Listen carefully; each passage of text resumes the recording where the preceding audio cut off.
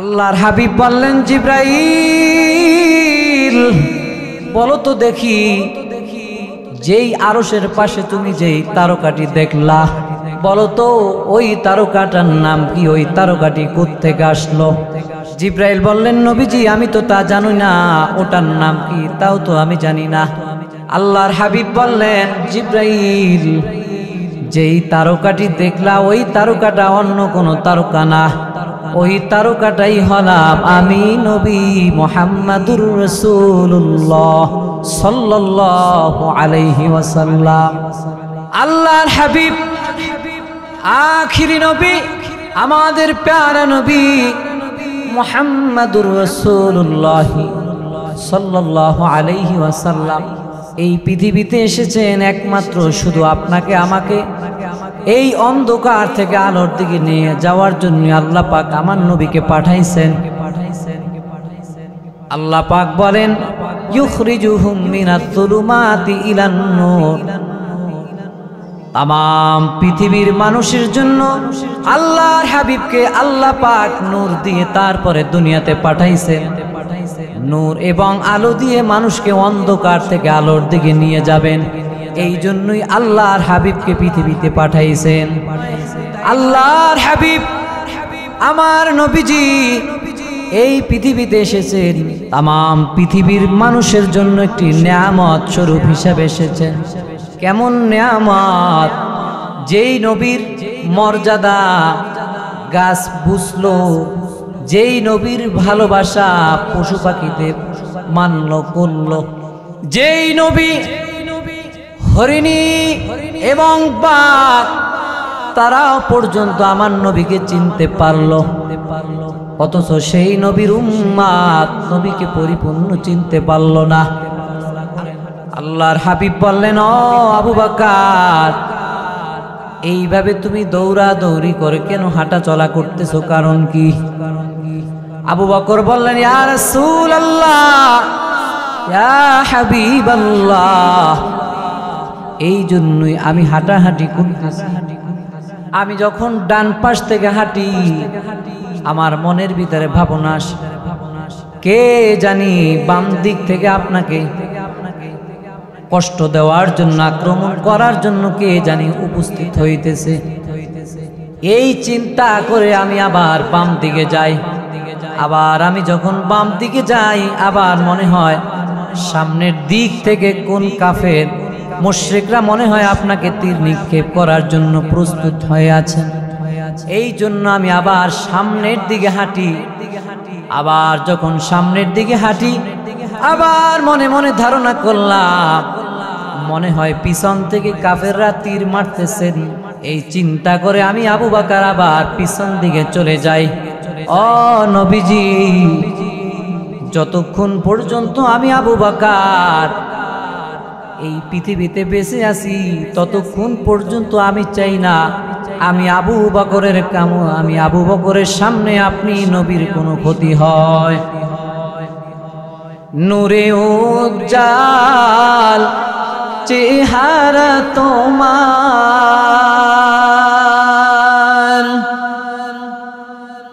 দেখিলে হারাম দোজখের নাম। নূরে উজ্জাল চেহারা তোমার,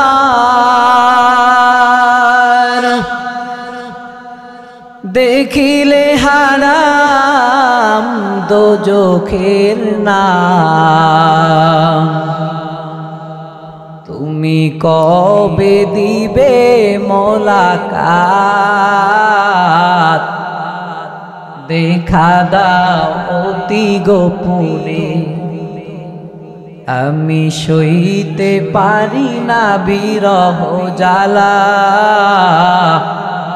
ধন্য করো দিদারে। ওয়ামা আরসালনাকা ইল্লা রাহমাতাল লিল আলামিন। ও হে বিশ্ববাসীগণ, এই পৃথিবীতে আল্লাহ রব্বুল আলামিন যত নবী পাঠাইছেন এক একজন নবীকে আল্লাহ রব্বুল আলামিন এক এক জায়গার জন্য নির্দিষ্ট করেছেন, কিন্তু আমাদের নবীর বেলায় কোনো নির্দেশন করেন নাই, নির্ধারণ করেন নাই। আল্লাহ রব্বুল আলামিন তাম পৃথিবীর জন্য আল্লাহর হাবিবকে শ্রেষ্ঠ হিসাবে এবং তাম পৃথিবীর জন্য রহমত হিসাবে আল্লাহ পাক পাঠাইছেন। এই সেই নবীর উম্মত, আল্লাহর হাবিব, বিশ্ব নবী, আখিরি নবী, হায়াতুন নবী, জিন্দা নবী, নূর নবী আমার মুহাম্মদুর রাসূলুল্লাহ সাল্লাল্লাহু আলাইহি ওয়াসাল্লাম। এই পৃথিবীতে যত নবীরা এসেছেন সব নবীর মর্যাদা সম্মান যদি এক পালায় রাখা হয় আর আমার নবীর মর্যাদা যদি অন্য পালায় রাখা হয়, আমার নবীর মর্যাদার পালাটাই ভারী হয়ে যাবে। তার কারণ যদিও আমার নবী সব নবীর শেষে এসেছেন, তবে আমার নবীর মর্যাদা সব নবীর থেকে শ্রেষ্ঠ। আল্লাহর হাবিব বিশ্ব নবী সরদার দো আলম জনাবে মুহাম্মদুর রাসূলুল্লাহ সাল্লাল্লাহু আলাইহি ওয়াসাল্লামকে সাহাবীরা প্রশ্ন করলেন, ইয়া রাসূলুল্লাহ, ইয়া হাবিবাল্লাহ, আপনি কোন দিন থেকে নবী, কখন থেকে নবী হইলেন? আল্লাহর হাবিব জবাব দিলেন, ওই দিনও আমি নবী যেই দিন আদম নবী কাদা পানি এবং মাটি যুক্ত অবস্থায় যখন ছিল, ওই সময়ও আমি নবী নবী ছিলাম। আল্লাহর হাবিব বিশ্ব নবী, আখিরি নবী, হায়াতুন নবী, জিন্দা নবী, নূর নবী আমার মুহাম্মদুর রাসূলুল্লাহ সাল্লাল্লাহু আলাইহি ওয়াসাল্লাম। জিব্রাইল প্রশ্ন করলেন, নবীজি আপনার বয়স কত? আল্লাহর হাবিব তিনি জবাব দিলেন, জিব্রাইল আমার বয়স কত সেইটা পরে বলবো, আগে বলো তোমার বয়স কত? জিব্রাইল আলাইহিস সালাতু ওয়াস সালাম তিনি হলেন আদম থেকে শুরু করে আমার নবী পর্যন্ত যত নবী এসেছেন সব নবীর কাছে যিনি ওহী আদান এবং প্রদান যিনি করতেন তার নাম হচ্ছে জিব্রাইল। জিব্রাইল আলাইহিস সালাতু ওয়াস সালাম আমার নবীকে প্রশ্ন করলেন, নবীজি বলেন তো আপনার বয়স কত? আল্লাহর হাবিব বললেন, জিব্রাইল আমার বয়সটা পরে বলবো, আগে বলো তোমার বয়স কত? জিব্রাইল বললেন, নবীজি আমার বয়স কত এটা তো আমি এখন বলতে পারবো না। জিব্রাইল তোমার বয়স কত সেইটা আগে বলো। জিব্রাইল বললেন, নবীজি আমার বয়স কত আমি তো বলতে পারবো না, আমি তো হিসাবও রাখতে পারি নাই, তবে আমি আপনার কাছে একটি ঘটনা বলে যাই, আপনি এই ঘটনা থেকে আপনি আমার পৃথিবীতে কবে এসেছি আপনি এইটা থেকে যাচাই করে নেন। জিব্রাইল আলাইহিস সালাতু ওয়াস সালাম বললেন, ইয়া রাসূলুল্লাহ, ইয়া হাবিবাল্লাহ, আল্লাহ পাক আমাকে যখন এই পৃথিবীতে পাঠাইলেন, পাঠানোর পরে আমি দেখলাম আরশের পাশে একটা ছোট্ট একটি তারকা দেখা যায়। তবে নবীজি আমি দেখলাম ওই তারকাটা যখন একবার উঠতো প্রায় ৭০,০০০ বছর থাকতো, আবার যখন ওই তারকাটি যখন ডুবে যাইত আমি দেখতাম প্রায় ৭০ বছর লেগে যাইত। ওই সূর্যটা থাকতো ৭০ বছর, আবার ডুবে যাইত ৭০ বছর লেগে যাইত। এইভাবে করে একবার নয়, দুইবার নয়, প্রায় ৭২,০০০ বার আমি জিব্রাইল দেখেছি। আল্লাহর হাবিব বললেন, ও জিব্রাইল, এই হিসাব তো আমি করতে পারবো না, কারণ আমার কাছে তো আর ওইভাবে ক্যালকুলেটর নেই।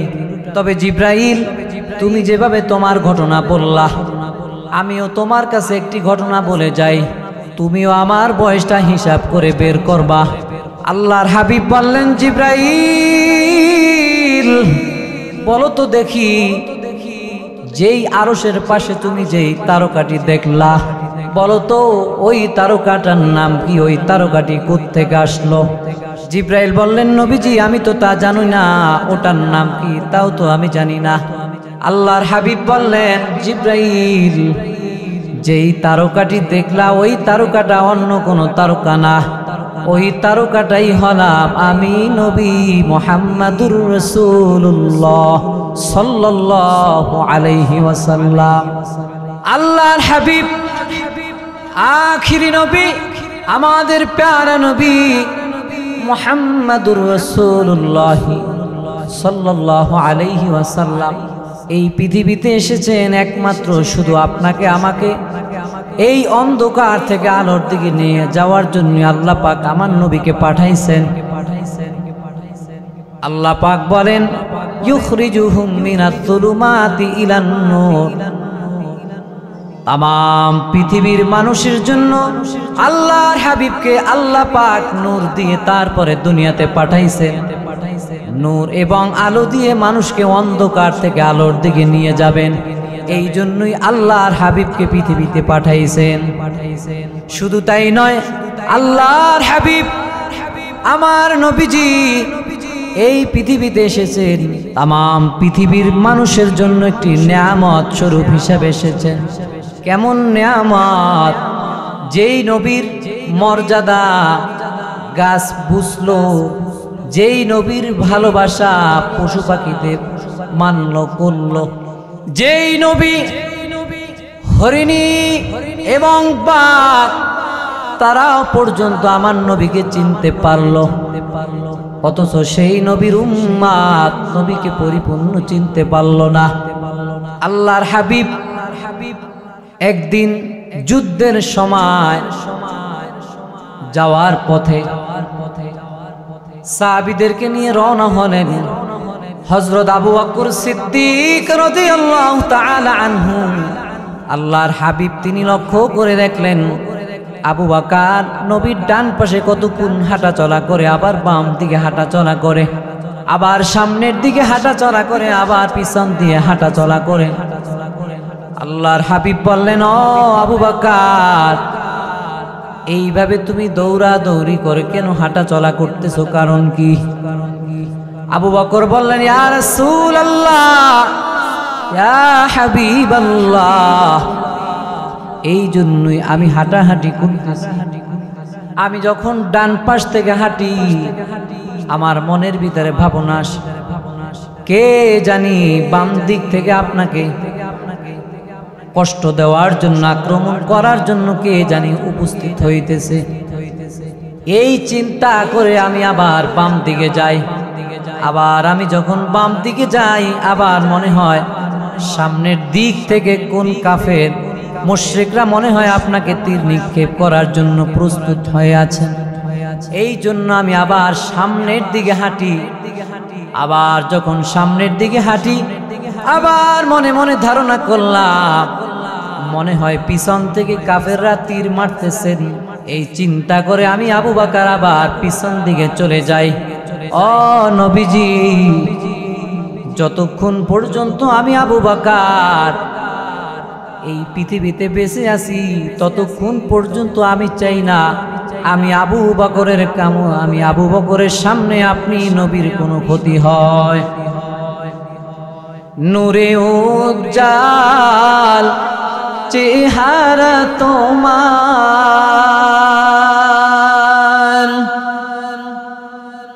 দেখিলে হারাম দোজখের নাম। নূরে উজ্জাল চেহারা তোমার,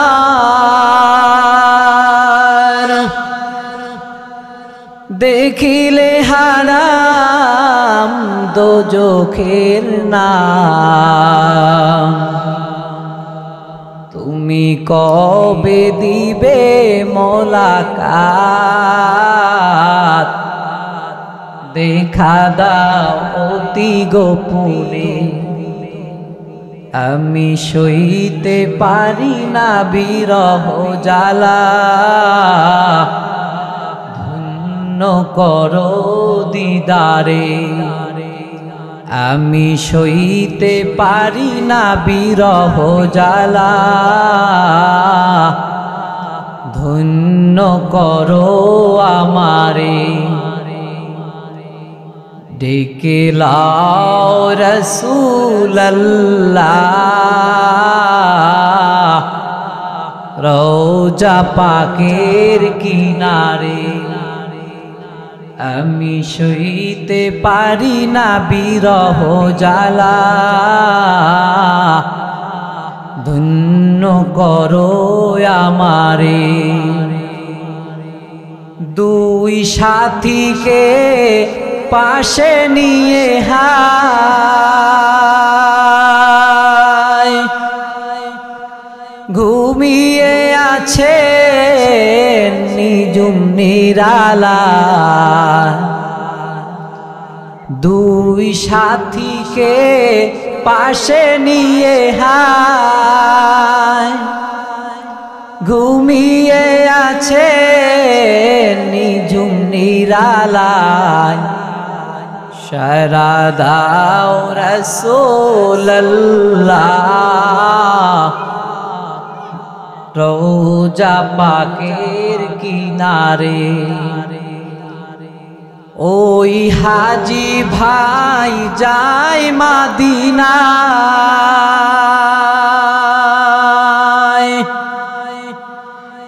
রওজা পাকে সালাম জানায়। ওই হাজি ভাই যায় মদিনায়, রওজা পাকে সালাম জানায়। শোনো ও গো দোস্ত খোদা, দেখা দাও অতি গোপনে। শোনো ও গো দোস্ত খোদা, দেখা দাও অতি গোপনে। আল্লাহ পাক আমাদের সবাইকে মক্কা মদিনায় যাওয়ার তৌফিক দান করুন, সকলে বলে আমিন।